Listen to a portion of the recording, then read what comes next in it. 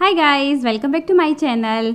आज की इस वीडियो में मैं आपके साथ एक ऐसे मिठाई की रेसिपी शेयर करने जा रही हूँ जो आप फर्स्ट अटेम्प्ट में ही आपसे बहुत ज़्यादा अच्छी बनने वाली है और इसका टेस्ट इतना ज़्यादा अच्छा है और ये मुंह में रखते ही घुल जाएगी, इतनी ज़्यादा टेस्टी होती है।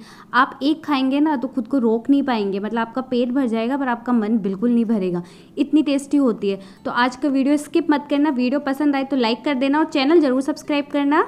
बनाने के लिए सबसे पहले हमने 1 चम्मच घी गरम किया है। घी हल्का सा गरम हो जाए तब हम इसमें डालेंगे 2 कप कोकोनट पाउडर और इसे लो फ्लेम पे 2 से 3 मिनट के लिए ड्राई रोस्ट करना है, या जब तक कि इसमें से हल्का सा खुशबू नहीं आने लग जाए।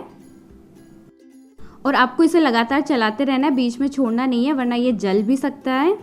3 मिनट मैंने इसे ड्राई रोस्ट कर लिया। अभी मैंने फ्लेम एकदम कम ही रखनी है आपको अभी भी। अब मैं इसमें डाल रही हूँ 1 कप दूध। हमें नॉर्मल रूम टेम्परेचर वाला दूध लेना है और दूध के साथ कोकोनट पाउडर को अच्छे से हमें मिक्स कर लेना है। 1 कप कोकोनट पाउडर में आधा कप दूध जाएगा, 2 कप में 1 कप दूध जाएगा। तो आप पोर्शन बिल्कुल ध्यान रखना, तो आपकी एकदम परफेक्ट बनेगी। अगर आप परफेक्ट मेजरमेंट, आप कोई भी एक कटोरी सेट कर लीजिए, उससे बना सकते हो। फिर हम इसमें डाल देंगे 1 कप ही चीनी। मैंने नॉर्मल चीनी ली है और अभी हमें इसे तब तक पकाना है जब तक कि जो चीनी है वो अच्छे से घुल नहीं जाती है। फ्लेम को कम ही रखना है, हाई फ्लेम पे नहीं करना है और तब तक भूनते रहना है जब तक कि चीनी अच्छे से पिघल नहीं जाती। और इसको लगातार चलाते रहना है आपको। जो चलाते हुए 2 से 3 मिनट हो चुके हैं और चीनी अभी एकदम अच्छे से मेल्ट हो गई है। मिक्सचर भी आप देख सकते हैं काफ़ी ज़्यादा स्मूथ हो गया है। तो अभी हम इसमें डालेंगे सोक किया हुआ केसर। केसर को मैंने 1/4 कप दूध के साथ अच्छे से सोक कर दिया था, जिससे इसका कलर और टेस्ट भी अच्छा आएगा। फिर हम इसमें डाल रहे हैं रोस्ट किया हुआ पिस्ते को मैंने क्रश कर लिया, वो डाला है। और साथ ही में हम डाल देंगे इलायची पाउडर। इसमें रोस्टेड पिस्ते का फ्लेवर बहुत ज़्यादा अच्छा आता है, इसके टेस्ट को बहुत ज़्यादा इन्हेंस कर देता है ये। अब हम इसे अच्छे से मिक्स करके तब तक पकाएंगे जब तक कि मिक्सचर अच्छे से थिक नहीं हो जाता, मतलब हम प्रॉपर जो बाइंडिंग करें ना वैसा नहीं हो जाता। आपको आइडिया लग जाएगा जब ये तला छोड़ने लग जाए या हल्का सा ड्राई होने लग जाए ना, हमें इसे तब तक पकाना है। इस प्रोसेस में 2 से 3 मिनट या 4 मिनट तक लग सकते हैं, पर लो फ्लेम पे करना है। गाइस आप देख सकते हैं अभी मिक्सचर ड्राई होने लग गया, आपको देखने से ही लग रहा होगा ये प्रॉपर बाइंडिंग का शेप इसमें आने लग गया। तो अभी हम क्या करेंगे, फ्लेम को बंद कर देंगे और इस मिक्सचर को थोड़ा सा ठंडा होने देंगे, मतलब टच कर पाए उतना ठंडा होने देंगे।